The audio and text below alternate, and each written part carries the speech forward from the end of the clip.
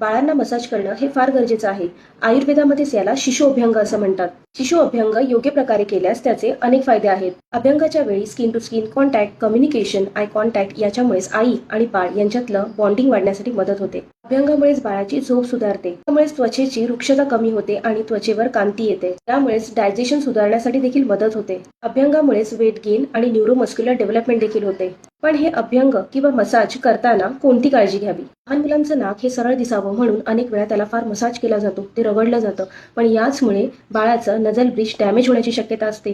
बाळाचा नाकाचा शेप हा आई वडिलांच्या गुणसूत्रांवर अवलंबून असतो. तो कोणत्याही प्रकारच्या मसाजने बदलत नाही. अनेक वेळा बाळाची टाळू ही लवकर भरून यावी म्हणून टाळूवर भरभरून तेल ओतलं जातं. पण हीच टाळू म्हणजेच अँटेरियर फॉन्टानेल हे ब्रेन ग्रोथ होण्यासाठी फार महत्वाची आहे, जे की वयाच्या 15 ते 18 महिन्यापर्यंत आपोआप भरून येते. अनेक वेळा बाळाचे निप्पल हे स्क्वीज करून त्याच्यातून दूध काढलं जातं.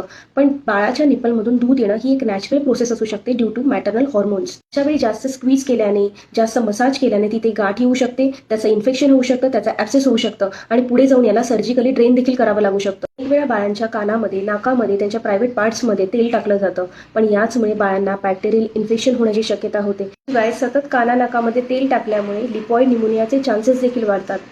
त्यामुळे तुमच्या बाळाला मसाज करताना वरील सर्व गोष्टींची नक्की काळजी घ्या.